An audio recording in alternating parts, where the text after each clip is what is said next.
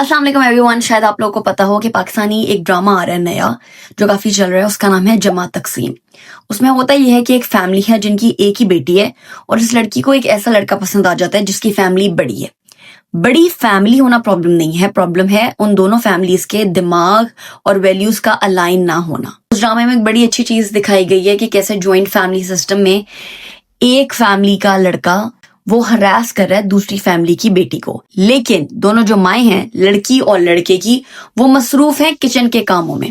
Family अच्छी well settled है और वो अफोर्ड कर सकते हैं कि कोई हाउस हेल्प हो, तो आप लोग हाउस हेल्प क्यों नहीं रख रहे? ये क्या वैल्यू है कि जी औरतें ही काम करें?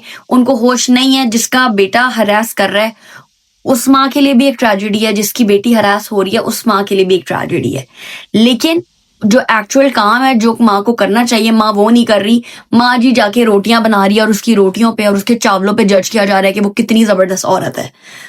I think this is so important now कि हम इंसानों की मदद लें, हाउस हेल्प रखें अगर आप अफोर्ड कर सकते हो, और वो डेफिनेटली अफोर्ड कर सकते हैं।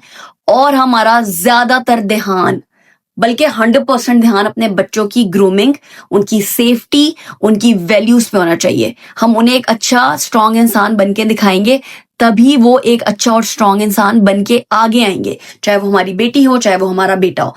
सो इसलिए इन सब चीज़ों को जो ड्रामा देख रहे हो आप लोग उनसे सीखें कि जो चीज़ हम गलत कर रहे हैं, जो वैल्यूज हमारे यहाँ गलत थी उनको अब हम छोड़ें और आगे बढ़ें सही वैल्यूज के साथ।